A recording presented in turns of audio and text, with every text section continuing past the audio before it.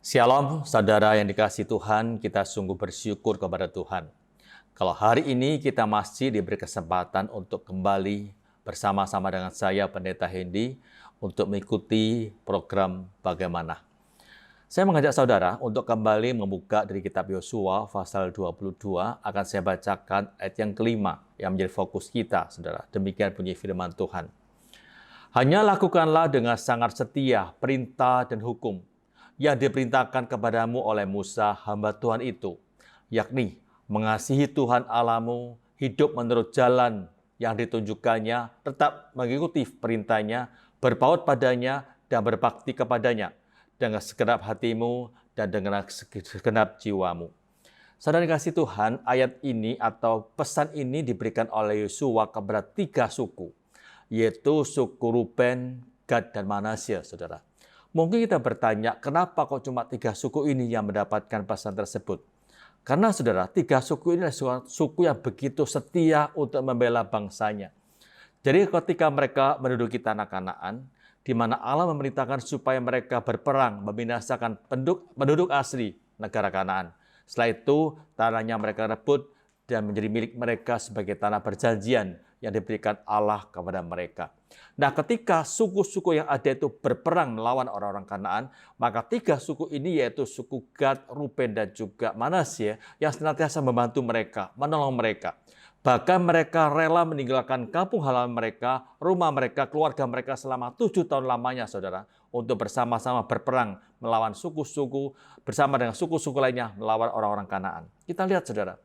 Mengapa mereka bisa begitu setia selama 7 tahun mereka meninggalkan dengan setia mengikut berperang bersama-sama dengan bangsanya? Karena mereka senantiasa ingat dengan perintah Tuhan, di mana mereka senantiasa taat dengan perintah Tuhan untuk bisa menolong dan juga mengasihi orang lain. Itu sebabnya ketika mereka selesai berperang dan semua tempat sudah menjadi hak milik dari orang-orang Israel, maka mereka 3 suku ini kembali ke rumah mereka masing-masing. Nah, sebelum mereka kembali, maka Yosua memberikan pesan tersebut, yaitu supaya mereka senantiasa ingat dengan perintah yang disampaikan oleh Tuhan kepada Musa, yaitu mereka harus mengasihi Tuhan. Kemudian hidup menurut segala jalan yang ditunjukkannya, tetap ikut perintahnya, berpaut padanya, dan berbakti kepadanya dengan segenap hatimu dan dengan segenap jiwamu. Saudara, dengan perintah ini Yosua ingin berharap bahwa nanti waktu mereka kembali ke tempat mereka masing-masing, mereka tetap ingat dengan firman Tuhan tersebut. Sehingga mereka tetap bisa melanjutkan kasih mereka, solidaritas mereka kepada orang lain, kepada orang-orang satu suku, dan juga sebagai orang-orang yang dipilih Tuhan untuk menduduki tanah Kanaan.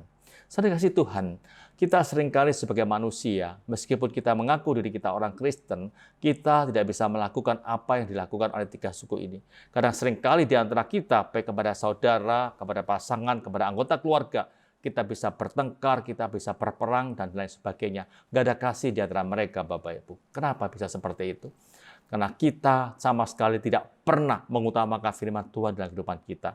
Kita tidak pernah menempatkan Kristus sebagai pemimpin kehidupan kita. Sehingga kita senantiasa ego kita yang berkuasa. Maka kita seringkali bisa timbul gesekan di antara satu sama lainnya. Ada seorang ibu yang cerita kepada saya. Ibu ini sudah ditinggal oleh suaminya. Sekarang terjadi suatu ketegangan antara dia dengan keluarga suaminya. Di mana keluarga suaminya sepertinya tidak rela untuk bisa memberikan hak waris suaminya kepada dia.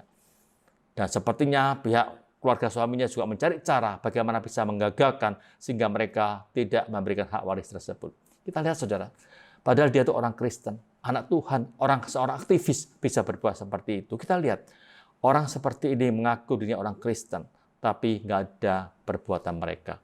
Mereka mengatakan, aku orang beriman, tapi perbuatan mereka tidak ada. Nah, saudara dikasih Tuhan, kita jangan sampai terjebak seperti itu. Waktu kita sudah mengenal kasih Kristus, berpegang erat pada firman Tuhan, pada Alkitab, dan lakukan segala perintah Tuhan dengan baik, dengan penuh ketaatan, supaya kita bisa menjadi berkat bagi orang lain. Ingat, saudara, iman tanpa perbuatan itu adalah mati. Kalau kita mengaku diri kita orang beriman, tapi perbuatan kita nggak teraplikasi dalam kehidupan kita sebagai murid-murid Kristus, nggak ada gunanya. Allah tidak akan menerima kita sebagai anaknya, dan kelak kalau kita dipanggil Tuhan pun, kita pun tidak akan masuk dalam kerajaan Allah. Mari kita berdoa, saudara. Tuhan, kami sungguh bersyukur kepada-Mu kalau pada hari ini kami kembali boleh merenungkan firman-Mu. Engkau berkenan berbicara kepada kami Tuhan melalui firman-Mu ini, di mana kami kembali diingatkan bahwa kami sebagai orang-orang percaya, orang Kristen, harus senantiasa menjunjung tinggi firman Tuhan dan juga melakukan dalam kehidupan kami sehari-hari. Kami bukan cuma sebagai pendengar, tapi kami sebagai pelaku-pelaku firman. Tolong kami Tuhan, supaya hidup kami boleh menjadi berkat bagi orang lain. Dalam nama Tuhan Yesus kami berdoa. Amin. Tuhan memberkati Bapak Ibu sekalian. Shalom.